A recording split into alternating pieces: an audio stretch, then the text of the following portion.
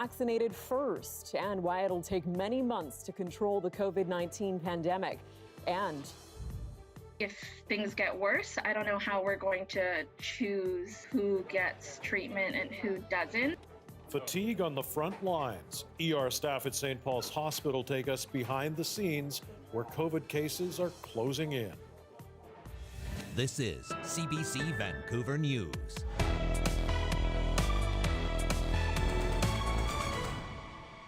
Good evening, and thanks for joining us. Nearly 400,000 people in BC will have a COVID-19 vaccine by the end of March. Some of those people will have their first shot of the Pfizer vaccine as early as next week. Our Eva Yugwen-Senj joins us now live with details of the province's vaccine rollout announced just this afternoon. So, Eva, which British Columbians are going to be getting the first doses of the new vaccine? Well, the first batches of that vaccine are going to go to healthcare workers in those critical areas like long-term care, ICU, and COVID wards. So there will be two sites in BC, healthcare facilities, one in BC and the Vancouver Coastal Health Area and one in Fraser Health, which will each be distributing this vaccine. Health authorities are already canvassing staff to book vaccine appointments for them for next week. There are currently 57 outbreaks ongoing in long-term care facilities, as well as 8 outbreaks in acute care units. So Provincial Health Officer Dr. Bonnie Henry says getting staff at those facilities vaccinated first is crucial to saving lives. By protecting the healthcare workers who work in long-term care and who work in those critical the critical areas of our hospitals, we are able to protect the residents as well. And so after initial healthcare workers in those critical areas are vaccinated, other groups will be prioritized in the following order. So then long-term care residents, and then seniors over 80 living in the community, those at risk due to health conditions, at-risk communities like people who are underhoused or homeless. Following that, remote and isolated Indigenous communities will be prioritized. And then by late March and April, there should be enough vaccine to be able to expand that vaccine to all frontline workers, including other healthcare workers, police, firefighters, first responders, grocery store workers, those that work in manufacturing, transportation, teachers, and many others. After that, the vaccine will start moving down the population in age increments, so those over 75 years old, 70, then 65, and so on. And as more vaccine becomes available, these timelines could be accelerated. And so we're expecting that up to 380,000 essential people will be covered by March 31st. But Premier John Horgan says the vaccine rollout doesn't mean things will go back to normal right away. But before we get to that place, as in any race, when you see the finish line, you don't stop running, you focus, you dig down deep to find that extra resolve to get to the finish line. Now, Eva, we know these early vaccines are delicate and need to be transported at extremely cold temperatures. How is the province dealing with those challenges in order to get as many people immunized as quickly as possible? So like I mentioned, currently we only have access to the Pfizer vaccine, and it has to be stored at extremely cold temperatures, up to minus 60 degrees. So that vaccine has to stay on site at 2 facilities, one in Vancouver Coastal, one in Fraser Health. And so people will have to go to those sites in order to be vaccinated. And so the province is counting on future vaccines that being approved that will be more flexible in terms of transportation in order to transport that to residents in long-term care or seniors living in the community. The other challenge is that these early vaccines aren't going to be recommended for everyone. So the Pfizer and Moderna vaccines won't be available aren't recommended for people under the age of 16, for pregnant women, for people who have compromised immune systems due to cancer treatment or due to an autoimmune disease. But Bonnie Henry says once more vaccines are approved, immunization across the province will get easier and faster. The Moderna vaccine, which hopefully will be approved for use very soon, has less stringent requirements for transport, and that it can be kept at fridge temperatures for a matter of days. That makes it much more easy to transport in smaller amounts to long-term care homes for residents, for example, or to some of our more rural or remote communities. So Bonnie Henry's message is still to be patient. She says we need at least 60% of the BC population to get vaccinated in order to achieve herd immunity, and that could last well into next year, perhaps until the fall. She said it's going to be a long road ahead. Thanks, Eva. Eva Uguen-Senge reporting live tonight. BC's COVID-19 vaccination plan is being welcomed and comes as a relief to many people. But as we heard from many people in downtown Vancouver today, some still have some reservations about it. I think it's great news, and I think I'm glad that we're getting it seems relatively soon compared to most countries. It's good that they have it, but it's a little rushed. Well, I'm glad it's there, but at the same time, I have some doubts when it comes to effects, second effects. It's great that we have a vaccine, but I'm not going to be getting it anytime soon because it's going to go to everybody else first. I just hope that everybody just complies with the health orders and the health restrictions until we get a large majority of the population to be vaccinated, and that way we can actually be safe about it. Now, our province unveiled its vaccine rollout plan just hours after federal health officials announced Health Canada's approval. CBC's David Cochran has details of the Pfizer-BioNTech vaccine, which is expected to arrive next week. Officials have been working around the clock to get to this point. Finally, Pfizer has the green light. This is a critical milestone in our fight against COVID-19 and in our efforts to provide every Canadian with access to a vaccine. Canada becomes the third country to approve the vaccine, a key step towards launching the biggest vaccination program in Canada's history.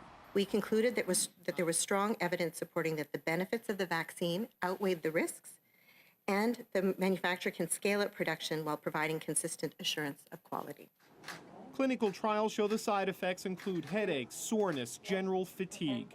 But anyone allergic to the vaccine ingredients shouldn't get it, and it's only for people 16 and older because of the lack of clinical data on children. This is a big deal, Mr. Speaker. It is a good news day for Canadians.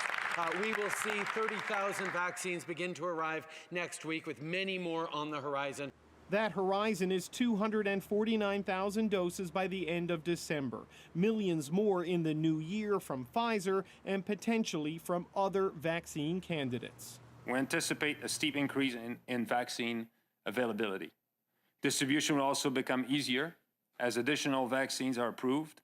It will take most of 2021 to get everyone their shots, but this is a hopeful start. No one would have thought, I think, even when we looked back at the first discovery of the virus, that less than a year later we'd be authorizing and then distributing a vaccine. It's light at the end of the tunnel, but it's still a very long tunnel. The initial doses will only cover a small percentage of Canadians. Meanwhile, the country sets new records for new infections nearly every single day. David Cochran, CBC News, Ottawa. And to the latest COVID-19 numbers in our province now, and sadly, another 16 people have died since yesterday's update. BC's death toll now standing at 559. The province is also confirming 619 new cases today, 39,000 cases in total since the pandemic began. Of those, just over 9,300 are active. Hospitalizations are now at 338, and the number of people in critical care is at 75. More than 11,500 people are under public health monitoring. Well, 5 mink from a mink farm in the Fraser Valley have tested positive now for COVID-19. Test samples were taken from the animals after at least 8 workers at this farm tested positive over the weekend. BC's chief veterinary officer explains the likely chains of transmission and how they're figuring out whether the virus has mutated. Given that there was an outbreak declared in the workers on this farm, it's pretty certain that the mink would have contracted the virus from the infected people. We are waiting for the results of whole genome sequencing, and that will help determine what strain of the virus is present here. The mink farm has been placed under quarantine. There are 10 mink farms in the province. This outbreak is the first of its kind in Canada. Last month, Denmark ordered the culling of 17 million mink over fears of virus mutations. Well, long hours, mounting stress, and loads of personal protective equipment. St. Paul's Hospital has peeled back the curtain now, sharing a behind-the-scenes glimpse of its ICU and COVID-19 zones. Our John Hernandez has more on how frontline healthcare workers are grappling with the growing cases of the virus. We're trying not to go into the COVID rooms if it's not completely necessary. It's not your typical scene in a hospital. Doctors resorting to binoculars to check on patients. In order to see what's going on there or see the small numbers on the breathing machines or on the IV pumps and that sort of thing, we use the binoculars. Amanda Au is a respiratory therapist inside the ICU at St. Paul's Hospital, where this footage was shot. A rare glimpse of the COVID-19 front lines, a world only seen by health workers and their patients, many of whom fighting for their lives. It's very hard for families, it's very hard for the patients because they're stuck in these rooms and they just see us with our masks on, all our PPE, we don't even look. They can't recognize any of us. The day starts with health screenings, workers draped in layer after layer of PPE. The ICU divided into zones, yellow for suspected COVID-19 cases, red for confirmed positive patients. The weight of the pandemic setting in during the second wave. Nurses are struggling with mental health concerns as this pandemic has progressed. We do know that a number of nurses are expressing signs of anxiety and depression, sleeplessness, but certainly also moral distress and moving on to PTSD. Hospitalizations have soared across the province, climbing to more than 300 patients, with more than 70 in intensive care. Staff here scrambling to conserve both space and valuable PPE. If things get worse, I don't know how we're going to choose who gets treatment and who doesn't. Obviously, we're limited with space, we're limited with equipment. Amid the darkness, a beacon of light, the Health Canada approved vaccine, but it will still take months before it's widely circulated in BC. Until then, an urgent plea. Don't take the risk, be safe, protect yourselves, protect your families, because it can happen to anybody. John Hernandez, CBC News, Vancouver. Well, BC's new education minister is defending the province's decision not to extend the winter break for schools. Speaking at her first press conference as education minister, Jennifer Whiteside deferred to the provincial health officer's reasoning.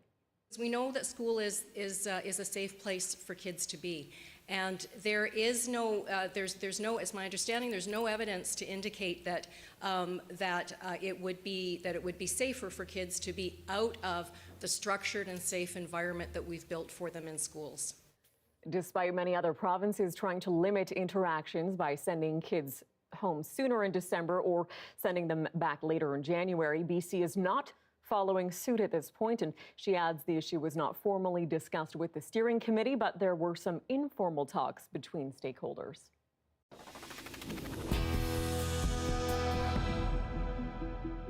New research reveals British Columbians have been drinking more alcohol over the course of the pandemic, and the biggest spike came back in the spring when the province introduced initial restrictions.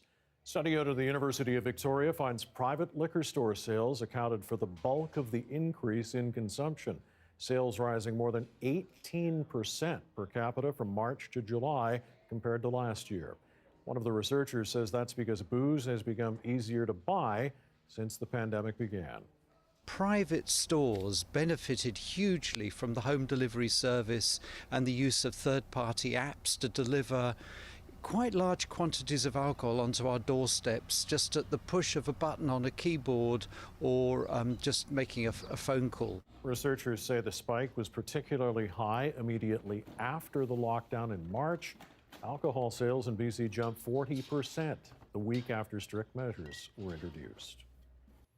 Well, police are asking for tips to help them learn what happened to a missing 21-year-old man. Jamal Raita left his home in New Westminster on December 9th last year, and he hasn't been seen since.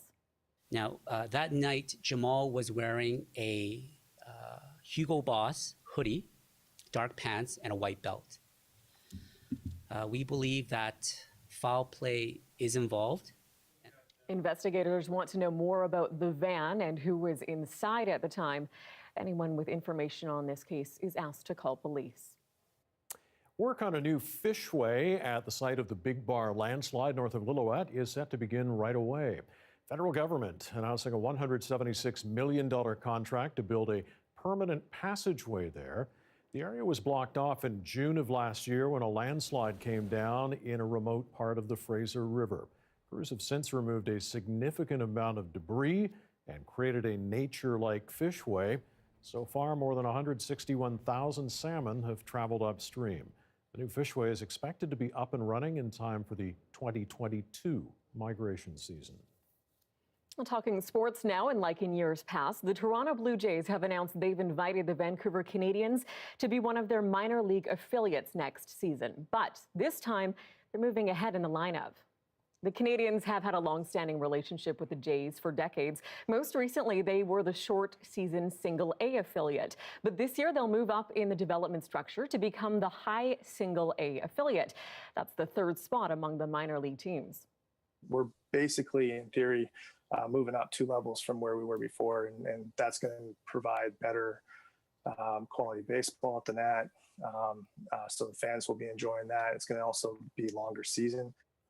The Canadian season typically begins in June, but Bailey says they may start as early as April or May. He says the boost to high Single-A will likely garner higher level players for the team. They will remain in the Northwest League.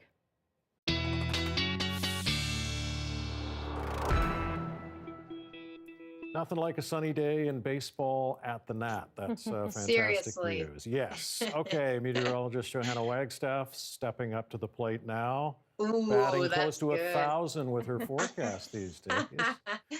Yeah, I'm going to go for a grounder here, though. Okay. So man your spots, because we've got a little system rolling in for the end of the week. I know the forecast has been a bit hit or miss, but yeah, what a nice day after some morning showers. Take a look at the temperatures out there. I do have more sunshine to talk about before we get to the rain. 6 right now at YVR. Temperatures have come down behind that atmospheric river, so we're now sort of seasonal. Little high pressure system is skirting across the province, bringing some sunshine to everyone. You can see some high cloud rolling into Haida Gwaii, but almost everyone catching some clear skies tonight that will linger into your Thursday forecast. So quick look at the next 12 hours from Metro Vancouver, taking you through the overnight. We do have increasing clouds. I think most of the showers will stay over towards the island, stopping you mid-morning tomorrow. And look at that, dry but overcast. I think there is a chance that we'll see some blue sky peek through the clouds, but we do stay dry until Thursday overnight into Friday. That's when a little system will slide in. It's not a washout for the end of the week, so I'll keep you posted, and I think we can squeeze out some more sunshine before we get to the weekend. All right, we will look forward to that. Thank you, Joe, staying with us to talk about a mystery that has baffled scientists for years. What was killing coho salmon in Puget Sound? Well, for years, scientists have watched fish die on both sides of the border at an alarming rate. We think we may finally have the answer. I spoke to scientists who may have solved this long-standing mystery. Take a listen. Pacific salmon already have a lot to contend with on their journey back to their spawning grounds in the Pacific Northwest. Swimming thousands of kilometers, dodging fishermen and orcas, water diversions, and global warming. But after overcoming all of that, more than half of the coho salmon that return to the urban streams of Puget Sound die before they can spawn. It's a mystery that dozens of scientists have been trying to solve for decades, until now. A breakthrough paper led by a research team at the University of Washington has discovered what they're calling the smoking gun: tire dust. We isolated the specific chemical that was killing the fish. And so we found what we think is the primary reason these coho salmon die in these creeks when it rains. The search for the coho killer started with investigating the water quality, a multi-agency effort led by NOAA Fisheries. But it wasn't until they recreated urban stormwater runoff that they were able to recreate the same mortality rates. A killer so lethal, it takes out 40 to 90% of returning coho almost immediately after ingestion, something called 6-PPD. It's basically like a preservative for tires. When the sun heats low-level pollutants, it creates ozone, and that can break apart the bonds in a tire. 6-PPD protects tires from this ozone, and it exists in every single tire on every single vehicle, on every single road, washing into the creeks and rivers every time it rains. Across the border, one that salmon are oblivious to, this new research has been a wow moment for some salmon conservationists here in BC. We're getting dead coho salmon who have not had the opportunity to put their eggs into the gravel. The solution might not be as straightforward. It would be almost impossible to build a treatment system to eliminate 6-ppd from every road. And while the U.S. Tire Manufacturers Association issued a statement saying they are committed to collaborating with researchers, can we really change every tire on the road for the sake of one particular type of salmon? Even if this is a major source of mortality in coho salmon, we should not rest on our laurels because we know there are other threats. In the end, we really need transformative solutions, figuring out things like how to get less cars on the road and better management of our watersheds in general. Yeah, to trace this back to the rubber hitting the road, that's pretty remarkable. And you were at the creek itself today.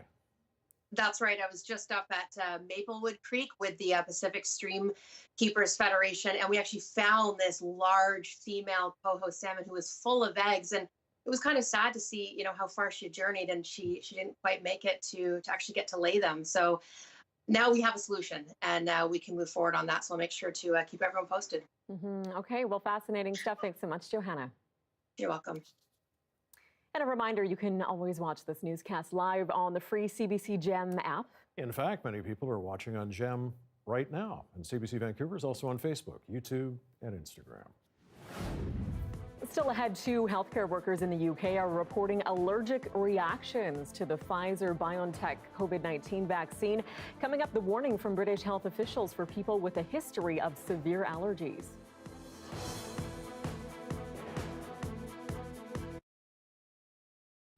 And thanks for staying with us online tonight during the commercial break on television.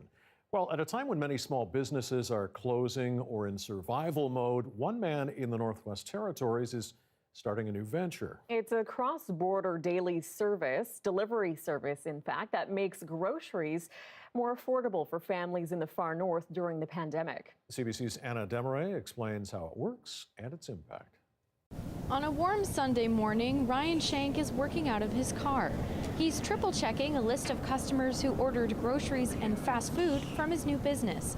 Then he gets the call from Dennis Feenstra, his business partner in High Level, Alberta. Hit the road. All right. Talk to you soon. Safe travels there. All right, man. Bye. Okay, bud. We'll see you in a bit. Bye. Bye.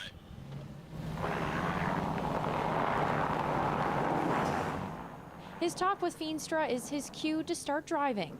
They're meeting in a parking lot at the NWT-Alberta border.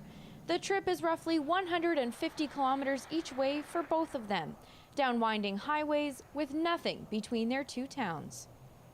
The drive is long, but worth it for both men. The bigger the order, the more people they help.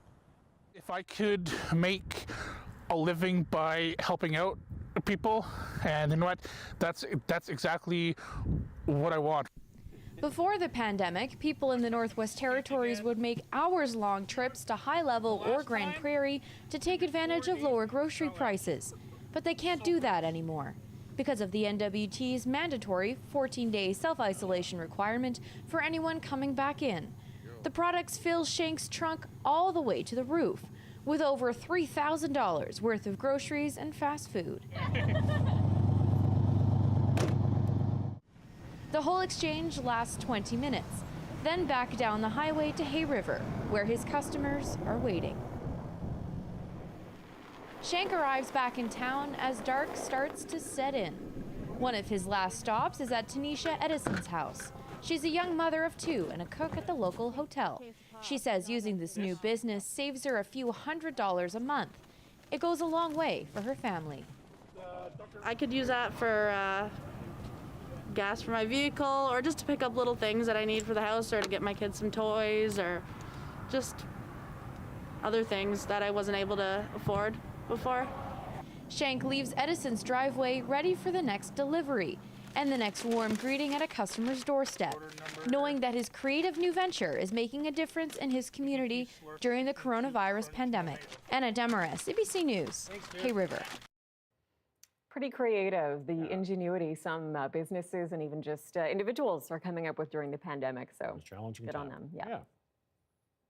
All right, back in just a couple of seconds with more on the COVID-19 situation across the country, particularly the vaccine and the implications it might have for people with allergies and how businesses will be affected. Stay with us.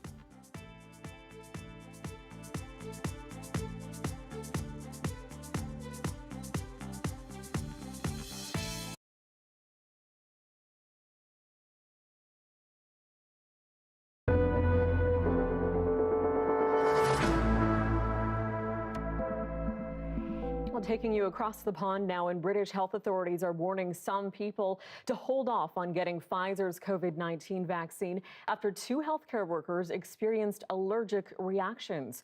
Vicadopia takes a closer look at the recommendations there and in Canada. Arlene DeGraw didn't hesitate to get the shingles or flu shot, but she's not keen to be one of the first to get the Pfizer-BioNTech vaccine. They've had some reactions to the drug that they weren't expecting in England, so that makes me a little leery. The 2 UK healthcare workers have a history of severe allergies and carried EpiPens. Now that we've had this experience in the vulnerable populations, the groups who've been selected as a priority, we get that advice to the field immediately. That advice for people with severe allergies: hold off on getting vaccinated. For now, Canadians are being told to hold off only if they are allergic to one of the vaccine's components. The vaccine program starts with 1 shot. A second dose comes 21 days later.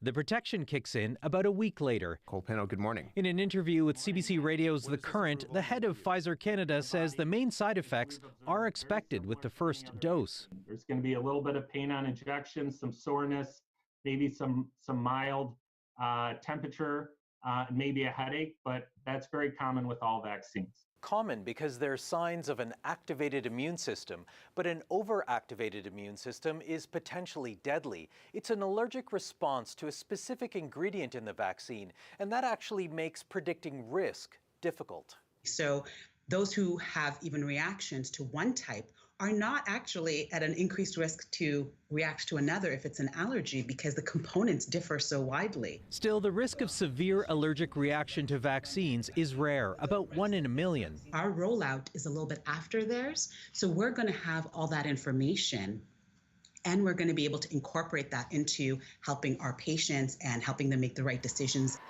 And hopefully getting on with lives that have been stuck in park for so long. Vicadopia, CBC News, Toronto. And as we've been reporting, Health Canada approved that Pfizer vaccine this morning. Many people are now anxiously awaiting their turn to be immunized, but it isn't mandatory, and as Hannah Thibodeau reports, that's raising questions for many businesses and workplaces. Alberta's government will not make any mandatory vaccination. Constitutionally, no one could make it mandatory. No one is saying you'll be forced to get the COVID-19 vaccine. We have no mandatory immunization programs in this country and in this province, and we do not expect that COVID immunization will be mandatory either. But some employers are desperate to reopen in a safe way and want to know what the parameters are around asking employees to get vaccinated. I personally have had 5 conversations this week about what vaccine means to their workplace. An employee can't be forced to get the vaccine because a person could have allergies or a religious objection. There's an absolute right of accommodation under the Human Rights Code. But some healthcare facilities, like long-term care homes and hospitals, may decide to ask workers if they have. And if they can't be vaccinated, there's got to be good reason, and we can try to find them other work. And if there isn't other work, they go on an unpaid infectious disease leave. And proof of immunization may be required in other settings, like going to a concert. Ticketmaster says requiring vaccines or tests for fans is up to event organizers and the venues. But the company is looking at ideas to allow sharing that information when buying a ticket. Going to a stadium of 50,000 people, scanning for proof of immunization, I could easily see that becoming a routine process in the short run, at least until we get the virus under control. Some airlines are already looking at the option of a vaccine passport for international travel. Common Pass is an initiative out of the World Economic Forum that's developing credentials for proof of immunization. And at Can Immunize, we're looking at how we could implement that to facilitate travel. But any efforts to restrict access would depend on when it's possible for everyone in Canada to be vaccinated. And experts say that isn't likely to happen until well into next year. Hannah Thibodeau, CBC News, Ottawa. Most provinces, including us here in BC, have outlined who will get the shot first, from healthcare workers to the most vulnerable. But as Ellen Morrow tells us now, after that, the rollout isn't so clear. Uber driver Jordan Samuels has spent the pandemic helping others get where they need to go. It hasn't been easy. Dealing with customers who just don't want to follow safety protocols and knowing that this could put my life at risk, it's really emotionally taxing. Recognizing that risk, the National Advisory Committee on Immunization says essential workers should eventually be prioritized for vaccines. After long-term care residents, other seniors, healthcare workers, and adults in Indigenous communities. They're interacting with the public, so we need to think about protecting those people because they are keeping society running.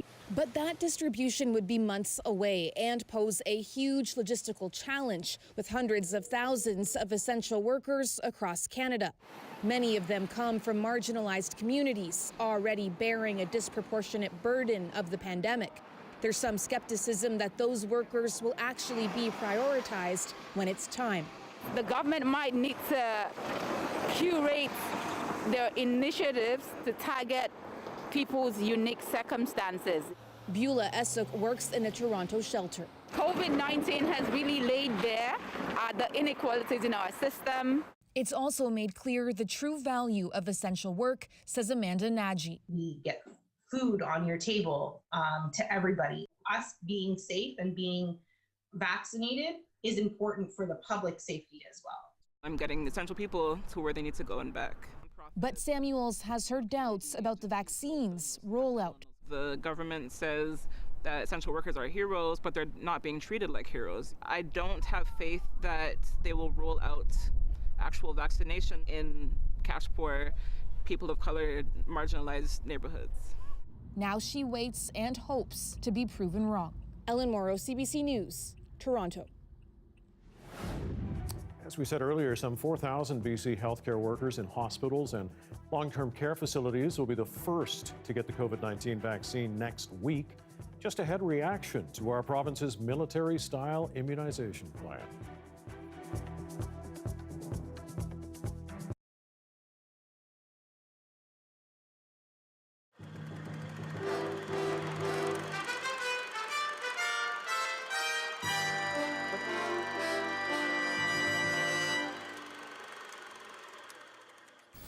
In Vancouver, one of the most valuable collections of Canadian paintings is going to be restored so that the public can see many works that have been hidden for years. Colin Hoth reports on the $100,000 project to keep the paintings of Emily Carr from further deterioration. Techniques for restoring Carr's paintings have been worked out at the federal government's Pacific Conservation Centre here in Vancouver. Months of painstaking work have perfected ways of removing thin paper from the original mounting and remounting it on modern materials, touching up damaged paint and oils. This particular work, entitled Overhead, is itself worth something like $750,000. It's been restored to much what it probably looked like 40 years ago, when Carr first captured this typical moody West Coast scene.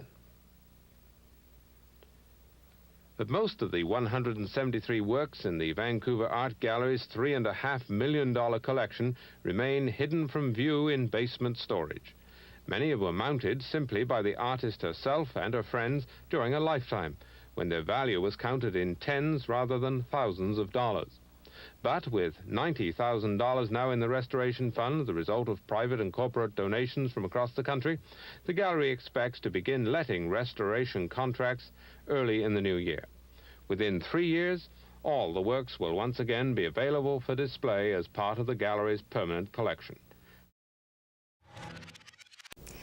And this week, the Saturday Evening News is getting more brilliant by the minute. We're about to see some experts in action. prestidigitators, actually, twisting and twirling multicolored cubes for Christmas.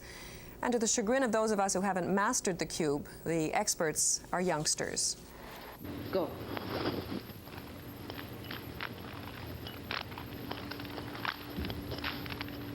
It's been called Rubik's rotating nightmare, but these students at St. George's Private School in Vancouver make the puzzle look easy. In our school, the record time, I think, is about 34 seconds. We've got one boy who, here, David Texan, who averages about 50 or 55 seconds, but the record time in the world is under 30 seconds, about 26 seconds or something like that. Do you think that the cube is just a craze, or do you think it's do you think the Rubik's Cube is here to stay? Well, no question it's here to stay. It really is the most elegant puzzle ever devised. It's an amazing thing from a mechanical point of view, let alone from a puzzle point of view. It's certainly going to be longer lasting than the hula hoop, I can guarantee that to you.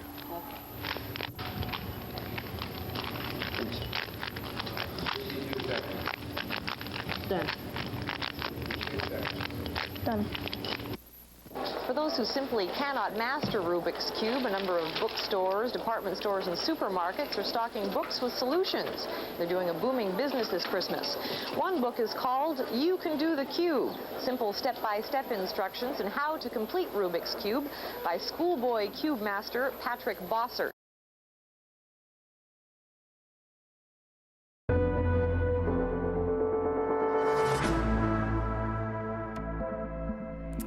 COVID-19 has separated us from our loved ones, put livelihoods in jeopardy, and left many vulnerable people isolated and alone. For many, BC's plan to roll out vaccinations is nothing short of life-changing. Our Greg Rasmussen is getting reaction from Canadians.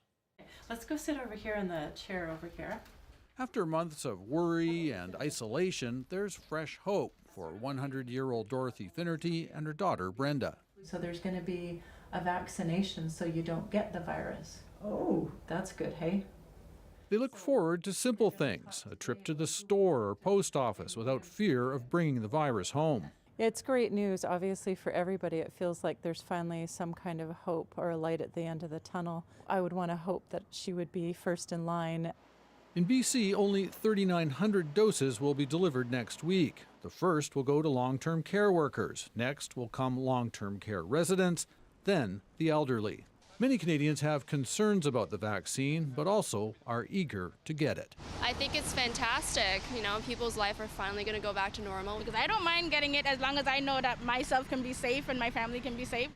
Along with the hope, a warning to keep on the mask and keep your distance. As in any race, when you see the finish line, you don't stop running, you focus, you dig down deep to find that extra resolve.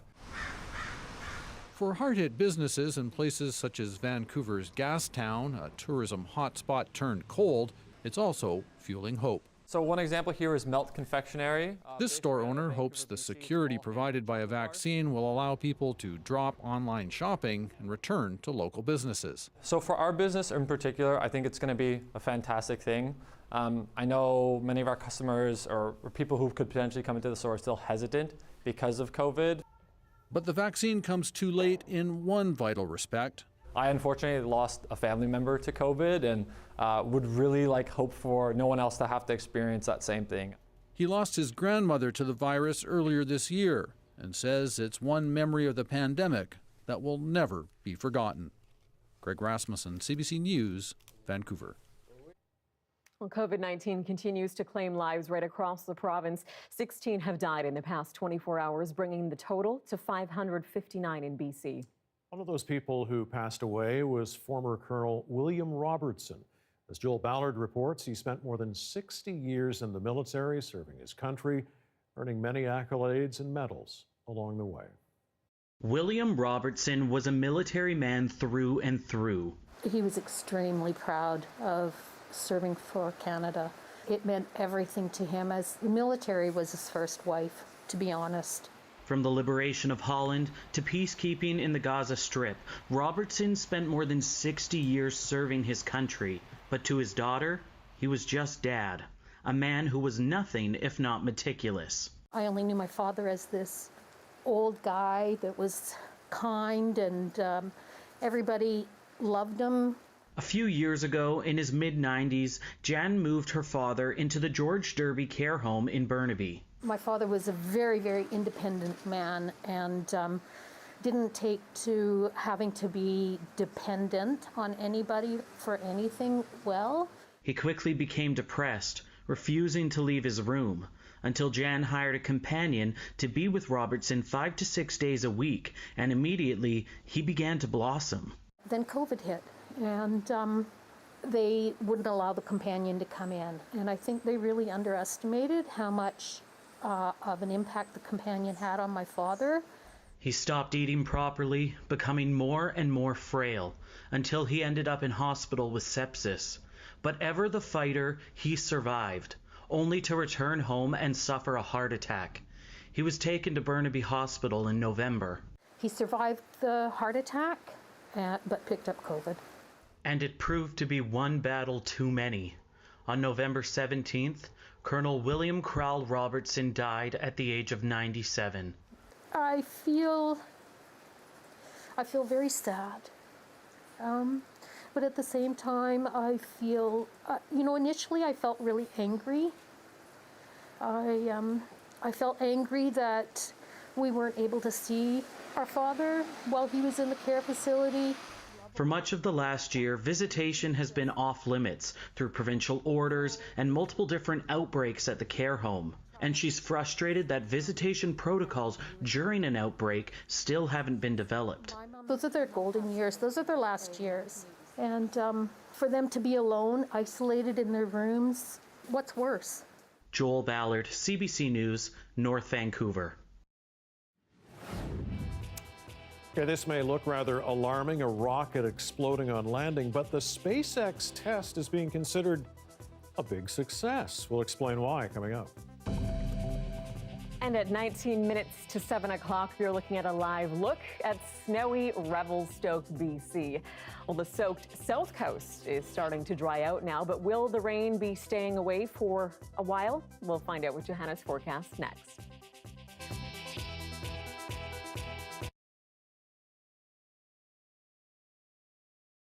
Josephine, the 49-year-old Western lowland gorilla, was one of Toronto Zoo's first animals when they opened in 1974, and even we have caught up with her over the years, like when the gorilla troop welcomed a baby in 1989. She can be recognized usually by her face, that she always seems to be carrying the world's problems on her shoulders. She was always so special. One keeper always used to say she's a human in a gorilla body. Heidi Manicky-Claffey has been her zookeeper for 25 years. She was the smartest of all the gorillas that we have. The gardeners always had to tell them, keep your plants at least a few feet back. And she would dig up those plants if they got too close. Last week, Josephine fell ill with what seemed to be a painful condition that affected her muscles. The prognosis for the geriatric gorilla was poor. Zoo experts exhausted all options before deciding they would have to put her down. Yeah, there was, it was tears all day long. It's been hard on everyone, including the other gorillas in her troop. That includes a silverback named Charles. He's been sleeping in various areas of the exhibit where he normally doesn't sleep.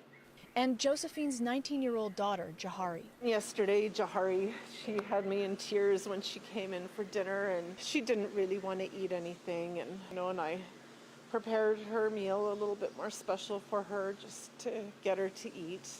Zoo staff staged a sort of wake for Josephine, giving her fellow gorillas access to her body, a chance to process this loss. That's what we're here for now, is to help them through their mourning period, and it's going to be a big adjustment for them. As Josephine's gorilla and human troop heal, Josephine's legacy will live on in the zoo's wildlife advocacy. It's been such a privilege to work with them for so long and to be part of their lives. And everybody just come out, enjoy the gorillas, connect with them, and just appreciate wildlife and nature. Ali Chiasson, CBC News, Toronto.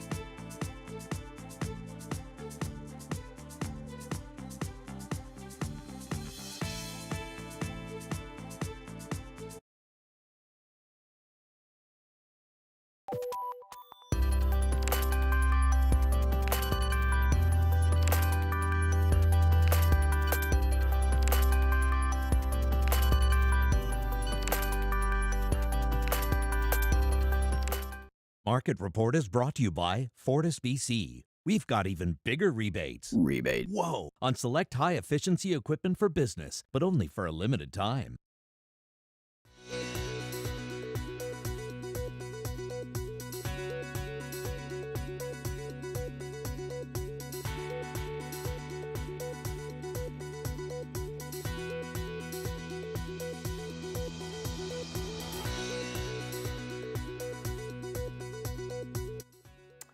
Well, the saying, necessity is the mother of invention, has never been more true during the pandemic, particularly for businesses having to adapt to different sales methods. As Dan McGarvey explains, a group of Filipino business owners in Calgary are helping connect small home-based businesses to their customers. Richie and Joanne Maglianes pack an order at their home-based grocery store. It's a new way to shop here, but in the Philippines, it's a big part of life. It's the inspiration behind Nimbly Market, a new online platform that could see more stores run direct from people's homes. Nimbly Market, I was inspired by my grandparents' variety store. We call it in the Philippines Sari Sari store. So it's he runs it in our home. So he is serving our community. So the thing is, we really want to bring that concept here in Calgary. It allows customers to find local licensed stores like this one in their communities, order items and have them delivered in a similar way to food delivery apps. It's already been running a successful pilot. We already have 3 pilot home-based grocery in Cornerstone Northeast, in Auburn Bay Southeast, and also in Grand Prairie. So these three online grocery home-based shop, they're already licensed by city, and we have approval from the province of Alberta. The community-based shops give customers access to many things they can't get in regular grocery stores, like some imported foods, making the concept especially popular with newcomers. I think a lot of the products that we can also get are unique products that aren't necessarily available in the big box stores that have to kind of buy a big wholesale pallet where we can go and get a smaller product. They hope the app can roll out fully early next year. Dan McGarvey, CBC News, Calgary.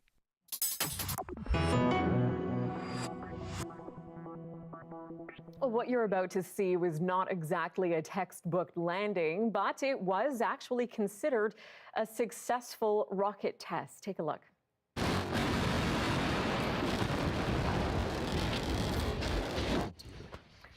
Well, that landing was a little bit too explosive, yet the test was considered a big success for Elon Musk's SpaceX program. It was the first high-altitude test of its next-generation Starship spacecraft program.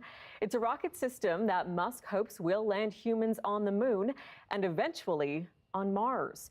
SpaceX hopes to have a version of this ship that can land on the moon by 2024 and hopes to launch to Mars in 2026. Okay. We now have an explanation for that. So if it wasn't the exploding rocket, Joe, I think you'd book a ticket on that, Joe. I know, yeah. If that was a success, what would a failure look like? I'm glad that it was a good one today, and I just love that SpaceX shares everything. You know, for better or for worse, you can watch it all live. So there was a moment today where we're like, was that good?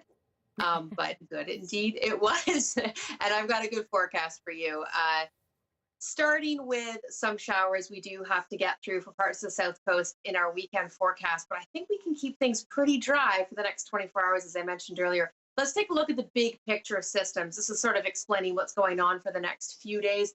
High pressure moving across the region, but ushering in cloud behind it because it does move through quite quickly. So most of the province just looking at a dry but cloudy Thursday.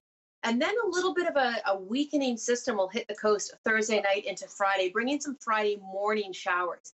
After that, we just sort of have a general northwesterly flow. No real system will move in for Friday and Saturday. What that means is it's hard to pin down the exact timing of any showers, but it also means generally things are looking dry and sunny Friday into Saturday once we get through those Friday morning showers. Right across the province, I think the story has been a nice little break between systems. Overnight lows have been quite mild, and afternoon highs also mild, but not quite as warm as the 5 to 7 degree overnight lows above seasonal. 4 in through Kamloops tomorrow, 3 for Kelowna. I think we'll see some sunshine by the afternoon. Lots of sun in through the Kootenays, a -2 up towards Prince George. And Dees Lake, I think you'll get some sun as well after we get through a cloudy start to the day. So breaking down the forecast, but again, knowing that there's not a lot of confidence in the timing of the showers. Looking at a dry Thursday, though, just a slight chance of some sunshine, mainly cloudy. Friday morning, I've got the showers, but it looks like things might clear out nice and early for the afternoon. And a good shot of seeing some sun on Saturday as temperatures come down with that northwesterly flow. At this point, looks like a little system will ride that northwesterly flow into our neck of the woods for Sunday into Monday. Still no snow in the long range forecast. I've been checking. We still got a few weeks left, and this is a La Nina year. But for now, just looking at some cold rain starting Sunday into Monday, and I'll keep my eye on that long range forecast as we head into the end of the month. All right, Joe, thanks very much. Up next, mysterious monoliths. The international phenomenons have struck in BC. We'll tell you where the curious columns have appeared right after the commercial break.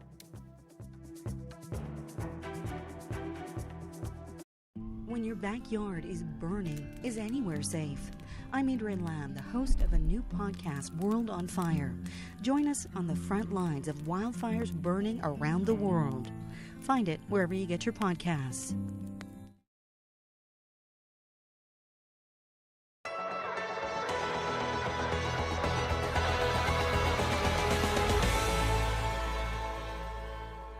You might be trying to spend less after a trying year, or you just might be a bargain hunter. I've got a few tips for your Christmas shopping this year that can save you money. Do you watch the checkout to make sure you were actually charged the sale price? Doing that can save you money. It's called the scanning code of practice, and here's how it works.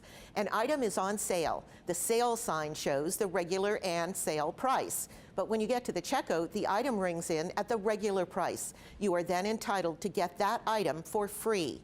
There are some conditions, however. The item must normally sell for $10 or less. And if the on sale tag shows an expiry date and it's past that date, then you pay the full price. You might just be surprised how often stores put something on sale but don't enter the sale price into their system. It's important to note this is voluntary and not all stores offer this, but most of the big retailers, including groceries and pharmacies, do.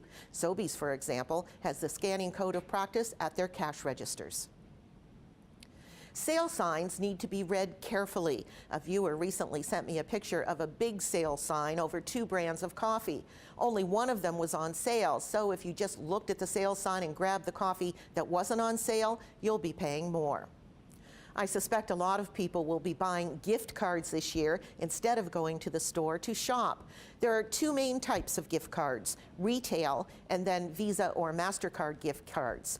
Retail cards are sold by businesses for that business. In Nova Scotia, they're not allowed to have an expiry date. That's great for supporting local this holiday. The downside, if the business closes for good, the gift card is useless. Visa or MasterCard gift cards can be used almost anywhere, but you have to watch for 2 things. 1, there is a fee to buy it. So what might look like only $50 to you could really cost you $55 with that fee. And 2, those cards expire and can cost a fee to renew. Finally, online companies can operate from any country in the world, so it's important to know whether you're paying in Canadian or American currency. Don't assume it's Canadian dollars, because if it's not, with the current exchange rate, that can cost you a lot of money, especially on a big ticket item. Look at the price. Is there simply a dollar sign and the amount?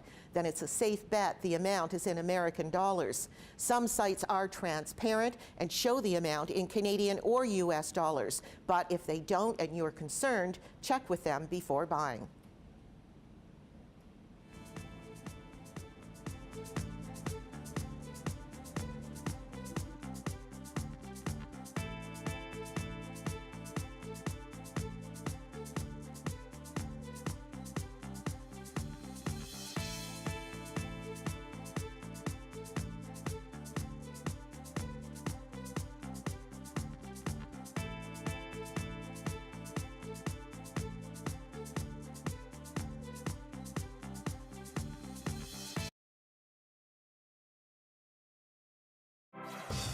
Hi, I'm Amy Bell, and here's what's in your CBC Vancouver inbox. Warm your home with holiday favorites and luminous carols with Corleone Men's Choir. RSVP today for this all-digital concert from the comfort of home at corleone.org. And calling all British Columbians this holiday season, be kind and you could win exclusive CBC prizes. Learn how to enter at cbc.ca/acts of kindness.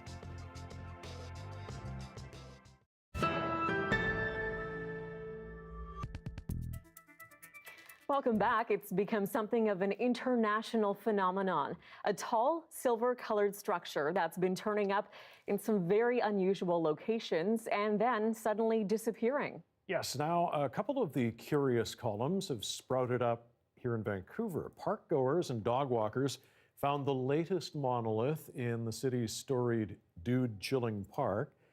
And beachcombers this morning discovered a similar edifice standing in the sand in Kitsilano. Now, so far, no one locally or extraterrestrially has claimed ownership of the monoliths.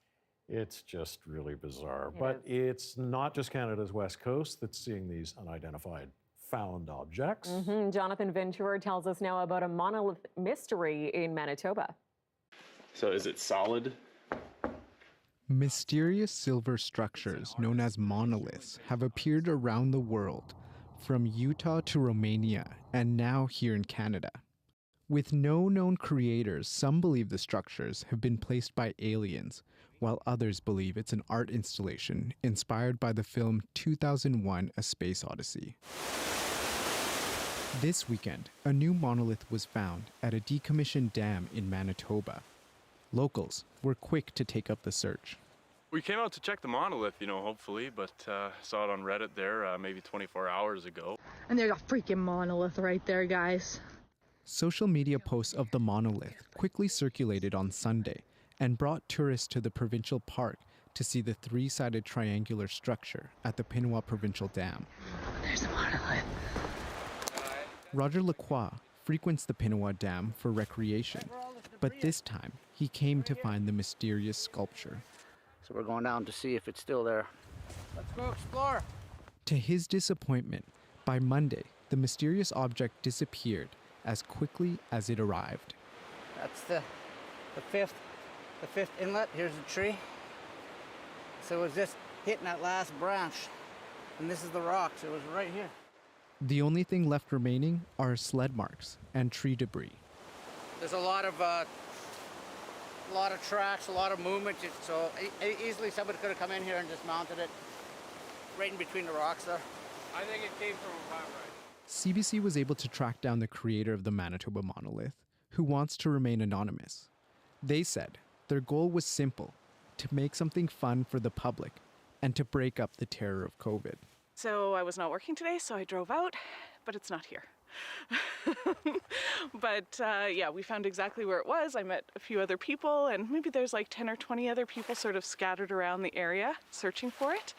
And yeah, it's just interesting, a little adventure. The creator says they aren't sure who removed the structure from the Pinawa Dam, creating a brand new mystery.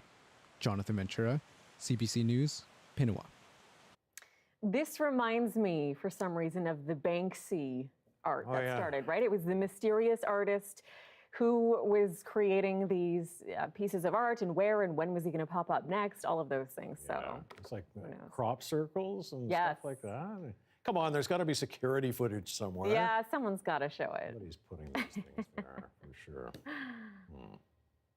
Well, you can always find our newscasts online at cbc.ca/BC as we leave you to ponder that. Yes, and we're going to leave you tonight with a live shot from Whistler Village, looking beautiful under the Christmas lights. Have a great night. Good night.